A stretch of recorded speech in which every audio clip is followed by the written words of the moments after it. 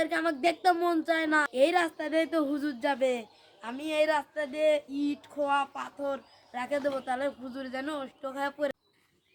ভাই আমি তো অনেকদিন মানুষকে দিতে পারতেছি না। আর একটা ছেলে বলতে পারি ভাই, আমি মসজিদে যাই, বিপদ করে বড় বিভিন্ন কাটা বিভিন্ন জিনিস ফেলাই রাস্তায়। আমরা যেন দোয়া করব যেন আল্লাহকে হিদায়াত দান করে, আমরা এটাই আল্লাহর কাছে কামনা করি। রাস্তাতে তো হুজুর যাবে, এখন আমি ইট পাথরগুলো দিয়ে থাকবো, তাহলে হুজুর যেন অষ্ট খায় পড়ে যায়। তাহলে এখন হুজুর উষ্ট খায় পড়ে যাবে, আমি এখন লুকায় লুকায় দেখবো হুজুর কিভাবে পড়ে যাবে।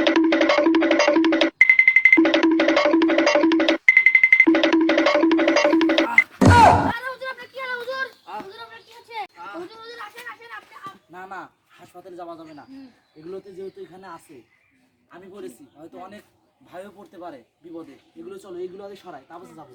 চলো এগুলো সরাই, এগুলো আগে সরাই, রাস্তায় ফেরো।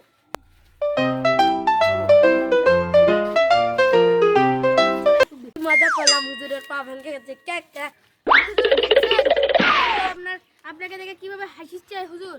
ওই ছেলেটা হাসুক, সমস্যা নাই, আল্লাহ তাআলা একদিন ওকে হিদায়াত করবে। কারণ আমরা কোনো কারো বিপদে পড়লে সাহায্য করব, ও একদিন বুঝতে পারবে।